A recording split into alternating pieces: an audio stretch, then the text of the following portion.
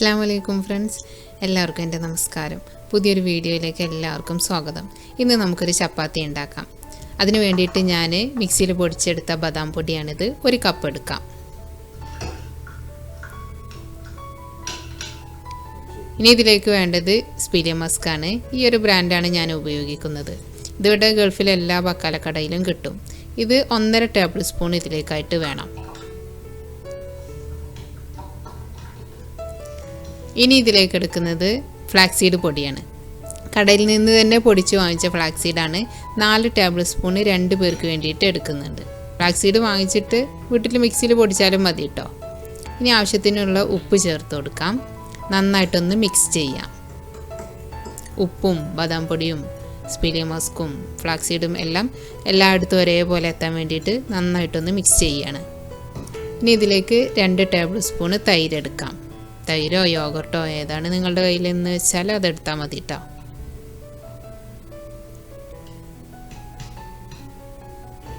ഇനി ഇത് നന്നായിട്ടൊന്ന് മിക്സ് ചെയ്യാം. എന്നിട്ട് ആവശ്യത്തിനുള്ള നല്ല ചൂടുള്ള വെള്ളം ഒഴിച്ചിട്ട് കുഴച്ചെടുക്കണം. അപ്പോൾ ആദ്യം തൈരൊന്ന് മിക്സ് ചെയ്തതിന് ശേഷം കുറച്ച് വെള്ളം ചേർത്ത് കൊടുത്താൽ മതി. ഞാനിവിടെ ഒരു 4-5 ടേബിൾ സ്പൂൺ വെള്ളമേ ചേർത്തിട്ടുള്ളൂ. നല്ല തിളച്ച വെള്ളമാണ്.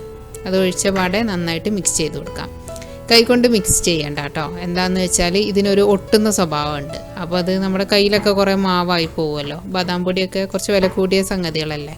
അപ്പോൾ അതങ്ങനെ കളയണ്ട. അപ്പോൾ അതിന് വേണ്ടിയിട്ടാണ് ഞാനിവിടെ ഒരു സ്പൂൺ എടുത്തിട്ട് നന്നായിട്ട് മിക്സ് ചെയ്തത്. ഇത് എല്ലായിടത്തും നന്നായിട്ട് ആ നനവൊക്കെ ഒന്ന് ആയിക്കഴിഞ്ഞാൽ നമുക്കിത് മാവൊക്കെ ഒരുമിച്ചൊരു ഭാഗത്ത് ഇങ്ങനെ കൂട്ടി വെച്ചിട്ട് ഒരു 10 മിനിറ്റ് റെസ്റ്റ് ചെയ്യാൻ വേണ്ടി വെക്കാം. അപ്പോൾ ആ സ്പീലിയ മസ്ക് ഇതിലുള്ള വെള്ളമൊക്കെ ഒന്ന് നന്നായിട്ട് വലിച്ചെടുത്തിട്ട് കുറച്ചും കൂടി ഒരു നല്ലൊരു കട്ടിക്കുള്ള മാവായിട്ട് കിട്ടും. ഇങ്ങനെ കുഴക്കുമ്പോൾ കുറച്ച് ലൂസായി തോന്നും കേട്ടോ. പക്ഷേ 10 മിനിറ്റ് ഇരുന്ന് കഴിഞ്ഞാൽ നമ്മൾ സാധാരണ ചപ്പാത്തി മാവൊക്കെ പോലെ ആയി കിട്ടും. അപ്പോൾ ഞാനിത് അടച്ചു വെക്കുകയാണ്. അപ്പോൾ 10 മിനിറ്റ് കഴിഞ്ഞു. ഇനി ഞാൻ കയ്യിൽ എണ്ണ തടവിയിട്ട് വെളിച്ചെണ്ണയോ ഒലിവ് ഓയിലോ എന്താണെന്നുള്ളത് വെച്ചാൽ അല്ലെങ്കിൽ നെയ്യൊക്കെ തടവിയിട്ട് ഞാനിതൊന്ന് എടുക്കുകയാണ്. ഇനി നമുക്ക് കൈകൊണ്ട് സാധാരണ മാവ് കുഴക്കുന്ന പോലെ കുഴച്ചെടുക്കേണ്ട ആവശ്യമൊന്നുമില്ല. നമുക്ക് ഓരോരോ ബോൾസ് ആക്കി എടുക്കാം. അല്ലെങ്കിൽ കത്തി കൊണ്ട് തന്നെ തുല്യ അളവിലുള്ള 4-6 കഷ്ണം പാർട്ടാക്കിയിട്ട് എടുക്കാം. അപ്പോൾ അങ്ങനെ. അപ്പോൾ അതുകൂടി ഒരു മാവിലേക്ക് കൂട്ടി യോജിപ്പിച്ചിട്ട് ഞാനിതിനെ ഒരു കയ്യിൽ തന്നെ എടുത്തിട്ട് 5-6 ബോളാക്കിയിട്ട് എടുക്കുകയാണ്. ഞങ്ങൾക്ക് വേണമെങ്കിൽ കത്തി വെച്ചിട്ട് തുല്യ അളവിലൊക്കെ ആക്കിയിട്ട് മുറിച്ചെടുക്കാം. അപ്പോൾ ഞാനൊരു സാധാരണ നമ്മൾ ചപ്പാത്തി ഉണ്ടാക്കുന്ന ആ ഒരു പ്രാക്ടീസിൽ ഇങ്ങനെ തന്നെ ബോൾസ് ആക്കിയിട്ട് എടുക്കുകയാണ് കേട്ടോ. അപ്പോൾ വീട്ടിലൊക്കെ പത്തിരിക്കും ചപ്പാത്തിക്കും ഇങ്ങനെയാണ് ഓരോന്നും ഉണ്ട പിടിക്കാറ്. അപ്പോൾ ആ ഒരു നിലക്ക് തന്നെ എടുക്കുന്നത്. ഇതിപ്പോൾ ഇങ്ങനെ ഒരു ഏകദേശ അളവിൽ ഇങ്ങനെ ആക്കിയെടുത്തപ്പം 8 എണ്ണം ഉണ്ടായിട്ടുണ്ട്. ഇനി ഞാൻ ഒരു പ്ലാസ്റ്റിക്കിൻ്റെ കവർ എടുക്കുകയാണ്. നിങ്ങളുടെ കയ്യിൽ ബേക്കിംഗ് പേപ്പർ ഉണ്ടെങ്കിൽ അതെടുക്കാം, അല്ലെങ്കിൽ ഇതേപോലെ ഒരു പ്ലാസ്റ്റിക് ഷീറ്റ് എടുക്കാം. എന്നിട്ട് നന്നായിട്ട് എണ്ണ തടവണം കേട്ടോ. എണ്ണ തടവിയതിന് ശേഷം ഇങ്ങനെ ഓരോ ബോൾസ് എടുത്തിട്ട് 2 കവറിൻ്റെ നടുക്ക് വെച്ചിട്ട് പരത്തിയെടുക്കാം. അപ്പോൾ ആദ്യം ആ ബോൾസിനെ ഇങ്ങനെ കയ്യിൽ വെച്ചിട്ടൊന്ന് പരത്തി കൊടുത്തിട്ട് ഇനി നമുക്ക് കുഴൽ വെച്ചിട്ട് പരത്തെടുക്കാം. അപ്പോൾ എണ്ണ തടവിയെങ്കിലും കൂടിയിട്ട് ഇത് ചെറുതായിട്ടൊന്ന് ആ ഷീറ്റിനകത്ത് ഒട്ടിപ്പിടിച്ചിട്ടുണ്ടാവും. പക്ഷെ എന്നാലും നമുക്കതിങ്ങനെ എടുക്കാൻ പറ്റും. നിങ്ങളുടെ കയ്യിൽ നമ്മുടെ ചപ്പാത്തി പ്രസ് അല്ലെങ്കിൽ പത്തിരി പ്രസ് ഉണ്ടല്ലോ, അതുണ്ടെന്നുണ്ടെങ്കിൽ അതിൻ്റെ 2 മേലെയും താഴെയും പിന്നെ ഇതേപോലെ എന്തെങ്കിലും ഷീറ്റ് വെച്ചിട്ട് അതിൽ തന്നെ പ്രസ് ചെയ്തെടുക്കാം കേട്ടോ. അപ്പോൾ ഞാൻ എൻ്റെ കയ്യിൽ അതും ഇല്ലാത്തതുകൊണ്ട് ഇങ്ങനെ കൈ കൊണ്ട് തന്നെ പിന്നെ പരത്തിയെടുക്കുകയാണ്.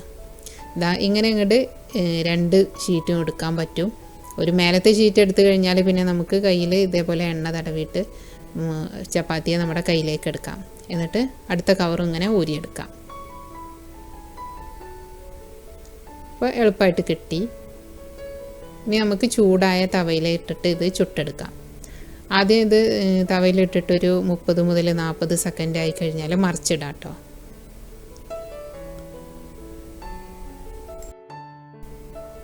ഇപ്പോൾ ഒരു 40 സെക്കൻഡ് മീഡിയം തീയിലിരുന്ന് കഴിഞ്ഞു. ഇനി ഞാനിത് മറിച്ചിടുകയാണ്.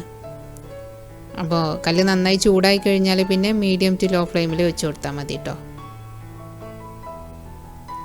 നമ്മൾ സാധാരണ ചപ്പാത്തി പത്തിരിയൊക്കെ ചുടുമ്പം ചില സമയത്ത് ഞാൻ കൈ കൊണ്ട് തന്നെ ഇങ്ങനെ മറിച്ചിടാറുണ്ട്. പക്ഷേ അങ്ങനത്തെ ഇതിനൊന്നും പറ്റില്ല.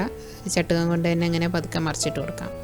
ഇനി ഇതൊരു 30-40 സെക്കൻഡ് അല്ലെങ്കിൽ ഒരു 45 സെക്കൻഡ് വരെ ഇങ്ങനെ വേവിച്ചെടുക്കാം. ചപ്പാത്തിക്ക് വരുന്ന പോലെ ചെറിയൊരു ഗോൾഡൻ കളറായിട്ടുള്ളൊരു കളറൊക്കെ വന്നാൽ മതി. പിന്നെ നമ്മൾ സാധാരണ നല്ല പഫിയായിട്ട് പൊള്ളിച്ച് വരുന്ന പോലെ ഇതങ്ങനെ പൊള്ളിച്ച് വരുമൊന്നുമില്ല കേട്ടോ. പക്ഷെ എന്നാലും സോഫ്റ്റായിട്ട് തന്നെ ഇരിക്കുകയും ചെയ്യും.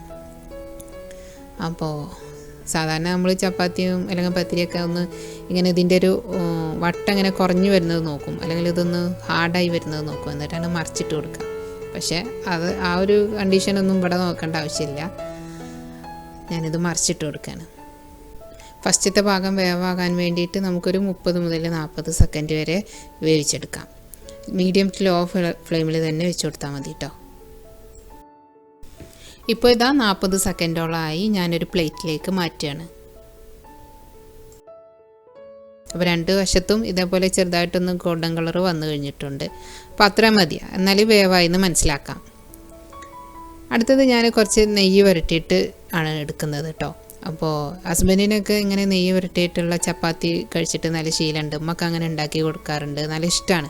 അപ്പോൾ ഞാൻ അതേപോലെ തന്നെ ഈ ഒരു കീറ്റോ ചപ്പാത്തിയിൽ നെയ്യ് തടവിയിട്ട് എടുക്കുകയാണ്. ബട്ടർ കോഫി കഴിക്കാൻ മടിയുള്ളവർക്ക് ഇതേപോലെ നെയ്യോ അല്ലെങ്കിൽ വെണ്ണയൊക്കെ പുരട്ടിയിട്ട് കഴിക്കുകയാണെങ്കിൽ ആ ഒരു മടുപ്പില്ലാതെ കഴിക്കുകയും ചെയ്യാം. ഇനി വെണ്ണയാണെന്നുണ്ടെങ്കിൽ കഴിക്കുമ്പം ഇതിൻ്റെ മുകളിൽ പുരട്ടിയിട്ട് കഴിക്കുകയും ചെയ്യാം കേട്ടോ. അപ്പോൾ ഞാനിങ്ങനെ എല്ലാതും ഇവിടെ ചുട്ടെടുത്ത് കഴിഞ്ഞു. പിന്നെ ഞാൻ പറഞ്ഞ ഒരു ടൈമിങ് അത് സ്ട്രിക്റ്റായിട്ട് നോക്കുകയാണെന്നുണ്ടെങ്കിൽ മുറിഞ്ഞു പോകുന്നില്ല. മറിച്ചിടുമ്പോഴൊക്കെ മുറിഞ്ഞു പോകാതെ തന്നെ നമുക്ക് മറിച്ചിടാൻ പറ്റും. അപ്പോൾ ഞാൻ കഴിക്കാൻ വേണ്ടിയിട്ട് എടുക്കാം കേട്ടോ. ഒരാൾക്കൊരു 3 എണ്ണം കഴിച്ചാൽ തന്നെ വയറ് ഫില്ലാവും. ഞാനിവിടെ കുറച്ചുള്ളിയും തക്കാളിയും പിന്നെ മുട്ടയും കൂടി ചിക്കിയിട്ടുള്ളൊരു കൂട്ടാനാണ് ഇതിലേക്ക് എടുത്തത്. പക്ഷേ ഈ ഒരു കൂട്ടാൻ ഇതിലേക്ക് അത്ര മാച്ചല്ല കേട്ടോ. അതേസമയം മീൻ കറിയോ ഇറച്ചിക്കറിയോ അല്ലെങ്കിൽ മുട്ട റോസ്റ്റ് തന്നെ ആ ഒരു എരിവിലും ഇത്തിരി കറീൻ്റെ ഒരു രൂപത്തിൽ ഉണ്ടാക്കിയിട്ട് എടുക്കുകയാണെന്നുണ്ടെങ്കിൽ ഒന്നുകൂടെ നന്നാവും. അപ്പോൾ എന്തായാലും ചപ്പാത്തി ഉഷാറായിട്ടുണ്ട്. പ്രത്യേകിച്ച് നെയ്യ് പുരട്ടിയിട്ട് ഉണ്ടാക്കിയ ചപ്പാത്തി നല്ല അടിപൊളിയായിട്ടുണ്ട്. ഇക്കൊക്കെ നല്ല ഇഷ്ടമായി. പണ്ട് നെയ്യ് പുരട്ടിയ ചപ്പാത്തി കഴിക്കുന്ന പോലെ തന്നെ ഉണ്ടെന്നാണ് പറഞ്ഞത്. പിന്നെ സാധാരണ ഒരു ഗോതമ്പ് മാവിൻ്റെ ചപ്പാത്തിയുടെ ഒരു ഫ്ലെക്സിബിലിറ്റി ഇല്ല കേട്ടോ. അതിനേക്കാളും മുന്നേ ഒക്കെ മുറിഞ്ഞു പോകും. അപ്പോൾ എന്തായാലും ഞങ്ങൾ രണ്ടുപേരും കഴിച്ചു. ഒരെണ്ണം ബാക്കിയുണ്ട്, അത് ഞാൻ അടുത്ത ദിവസം ഉച്ചക്കാണ് കഴിച്ചത്. അപ്പോൾ ചപ്പാത്തി ട്രൈ ചെയ്ത് നോക്കൂ. ഇത് രാവിലെ കഴിച്ചിട്ട് അതിൻ്റെ ബാക്കി പിറ്റേ ദിവസം ഉച്ചയ്ക്ക് കഴിക്കാനൊക്കെ എടുത്ത് വെക്കാം. പുറത്ത് വെച്ചാൽ കേടൊന്നും വരില്ല. അതിലേക്ക് അച്ചാറും തൈരും അങ്ങനെ കൂട്ടിയിട്ട് കഴിക്കുകയും ചെയ്യാം. തൈരിലൊരു മുളകും ഉപ്പിട്ട് കഴിക്കാനും ടേസ്റ്റാണ്. അപ്പോൾ എന്തായാലും ട്രൈ ചെയ്തിട്ട് നിങ്ങളുടെ വിലയേറിയ അഭിപ്രായങ്ങളും നിർദ്ദേശങ്ങളും ഒക്കെ അറിയിക്കണം കേട്ടോ. അടുത്ത വീഡിയോയിൽ നമുക്ക് വീണ്ടും കാണാം.